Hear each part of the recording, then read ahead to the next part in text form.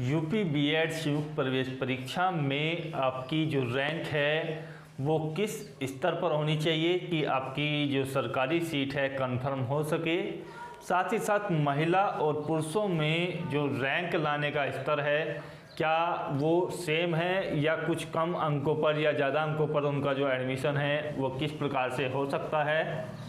और आपकी जो जनरल रैंक है जिसको स्टेट रैंक बोला जाता है और आपकी कैटेगरी रैंक है, क्या डिफरेंस है, एडमिशन आपका स्टेट रैंक से होगा या कैटेगरी रैंक से होगा, किस रैंक का क्या फ़ायदा है, पूरा का पूरा जानकारी आपको जो है इस वीडियो के माध्यम से दी जाएगी।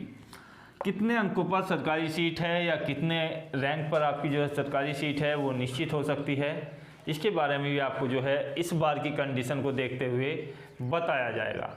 तो दोस्तों यहाँ पर लगभग 6 लाख आवेदन इस बार हुए हैं जो पिछले वर्ष के मुकाबले में काफ़ी ज़्यादा हैं। और आप समझ सकते हैं जब छात्र ज़्यादा हैं तो आपका जो इस बार का कंपटीशन है वो काफ़ी अच्छे स्तर का होगा और उसमें आपको जो है ज़्यादा मेहनत करनी होगी, तभी आपको जो है गवर्नमेंट सीट मिल जाएगी।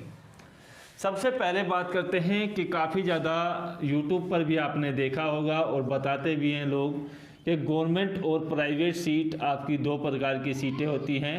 गवर्नमेंट सीट में यदि यहाँ पर बात की जाए तो एडेड सीटों को भी जो है एक तरीके से गवर्नमेंट सीट ही माना जाता है। तो ये जो सीटें हैं इनकी संख्या लगभग 8600 प्लस है। काफ़ी यहाँ पर आपको बताया जाता है पहले से ही कि 10,000 सीट हैं, तो 10,000 सीटें नहीं है आपकी, ये मैं कंफर्म कर सकता हूँ। मेरे पास जो है सभी कॉलेज और यूनिवर्सिटीज़ की लिस्ट है। तो यहाँ पर इतनी सीटें हैं आप लोगों के लिए गवर्नमेंट और एडेड। साथ ही साथ आपकी जो प्राइवेट सीट हैं वो आपकी 2.15 लाख हैं, यानी कि आप समझ सकते हैं कि 2,15,000 के आसपास सीट है। अब ज़्यादातर स्टूडेंट्स का लक्ष्य रहता है कि उनको सरकारी सीट मिल सके, क्योंकि एक तो यहाँ पर एजुकेशन का स्तर काफ़ी हाई रहता है, अच्छे लेवल के स्टूडेंट्स आते हैं, तो उनमें आपस में जब आप सही तरीके से पढ़ने का तरीका ढूंढते हैं या अच्छा कॉलेज आपको मिल जाता है तो आपका जो भविष्य है वो एक तरीके से उज्जवल कहा जा सकता है।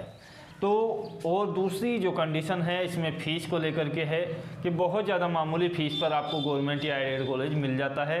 प्राइवेट कॉलेज में आपकी जो है लाखों की फ़ीस जाती है या बहुत ज़्यादा खर्चा इसमें आता है।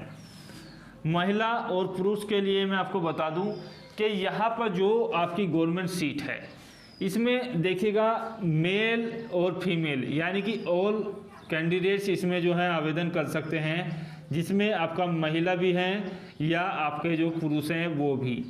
तो इसमें क्या है कि ये जो सीटें हैं लगभग 6,200 के प्लस में हैं और इसमें जो आपकी अन्य सीटें हैं जैसे आपकी 2400 जो सीट हैं वो ऐसी हैं जो केवल और केवल फीमेल कैंडिडेट्स के लिए रखी जाती हैं। यानी कि आप समझ लीजिएगा कि आपके आसपास भी आपने देखा होगा कि 2 प्रकार के कॉलेज होते हैं। एक तो सामान्य कॉलेज होता है जो सभी के लिए होता है और दूसरा जो कॉलेज होता है केवल और केवल महिलाओं के लिए होता है।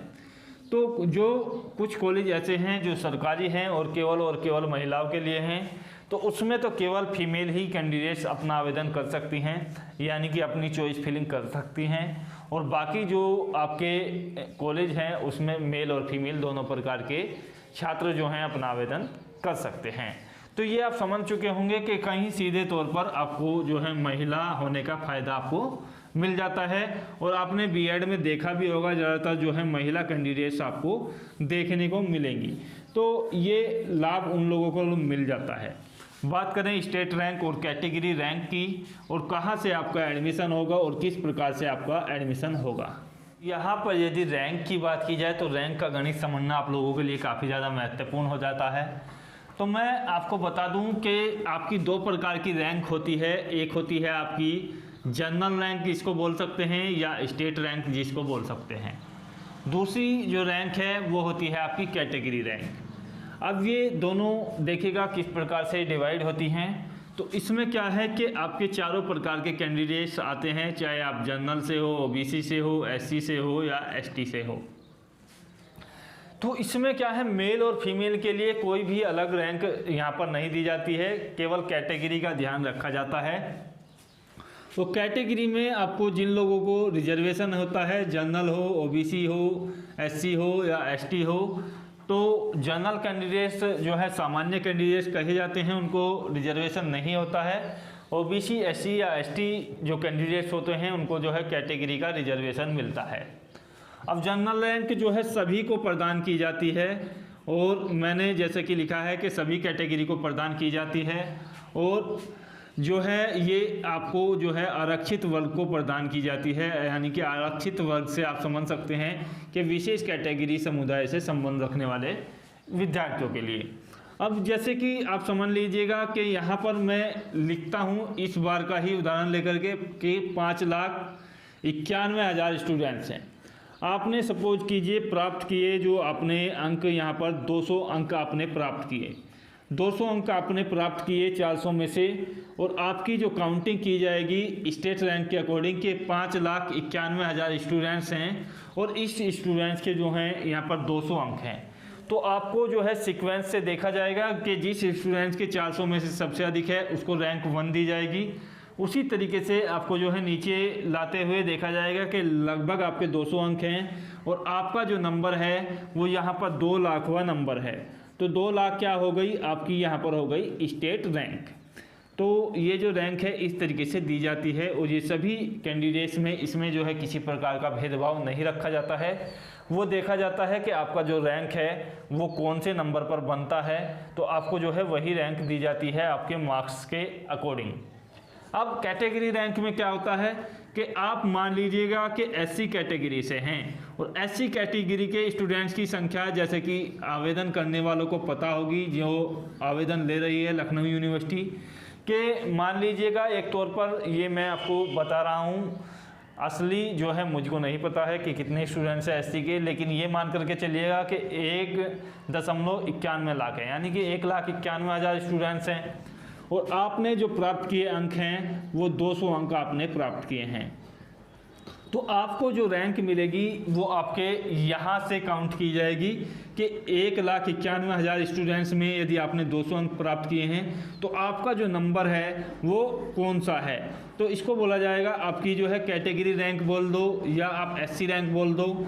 आप सपोज कीजिए कि 50,000वां आपका जो है यहाँ पर नंबर बनता है, तो आपको जो रैंक दी जाएगी वो आपकी कैटेगरी रैंक होगी 50,000। अब यहाँ पर ये सवाल आता है कि आपका जो एडमिशन है वो किस प्रकार से होगा। तो देखिएगा एडमिशन आपका इसी प्रकार से होगा कि आपको जो काउंसलिंग के लिए बुलाया जाएगा वो स्टेट रैंक के अकॉर्डिंग बुलाया जाएगा। यानी कि आपकी जो काउंसलिंग होगी, जैसे यहाँ पर 6 लाख स्टूडेंट्स हैं, उनकी काउंसलिंग चलेगी 20 या 25 दिन तक, तो आपको जो डेट दी जाएगी वो स्टेट रैंक के अकॉर्डिंग दी जाएगी। जिन लोगों की स्टेट रैंक यदि 50,000 तक है उनको शुरू के 3 दिन बुलाया जाएगा, 50,000 से आगे तक 1 लाख 1.5 लाख तक ये स्टूडेंट्स रैंक प्राप्त करने वाले हैं उनको जो है अगली तारीख दी जाती है। इस तरीके से स्टेट रैंक के अकॉर्डिंग आपकी जो है काउंसलिंग होती है। दूसरी बात, जनरल कैंडिडेट्स को केवल स्टेट रैंक मिलेगी, तो उनका जो एडमिशन भी क्या है स्टेट रैंक के अकॉर्डिंग ही होगा।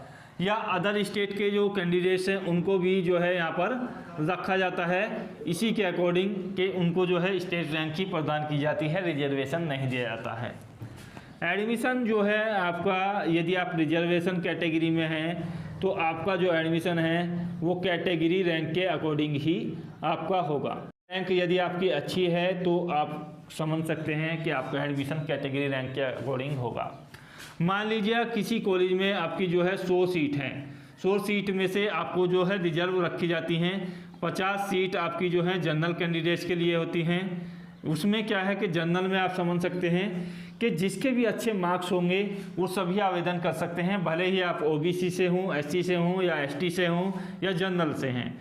तो जनरल में तो सभी लोग आएंगे जिनके भी अच्छे मार्क्स होंगे, वो शुरू की 50 सीटें आपकी रखी जाएंगी। उसके बाद 25 सीट जहाँ हैं ओबीसी कैंडिडेट्स के लिए होती हैं। तो ये जो 25 सीटों पर है, यदि आप जनरल रैंक में आप अपना नंबर नहीं प्राप्त कर सकते हैं या जनरल में नहीं ला सकते हैं तो आपको जो है ओबीसी रैंक जो है उसके अकॉर्डिंग आपको एडमिशन मिल जाएगा। फिर 25 सीटें जो हैं वो एससी या एसटी के लिए होती हैं, तो आपकी जो एससी रैंक है उसके अकॉर्डिंग आपको जो है यहाँ पर 25 सीटों के लिए रिजर्वेशन के तहत एडमिशन मिल जाएगा। तो आपको डायरेक्ट लाभ यहाँ पर मिलता है। तो दोस्तों वीडियो के माध्यम से रैंक का गणित आपको समझ में आया होगा। यदि कोई कंफ्यूजन है तो बताइएगा। जय हिंद, धन्यवाद, जय भारत।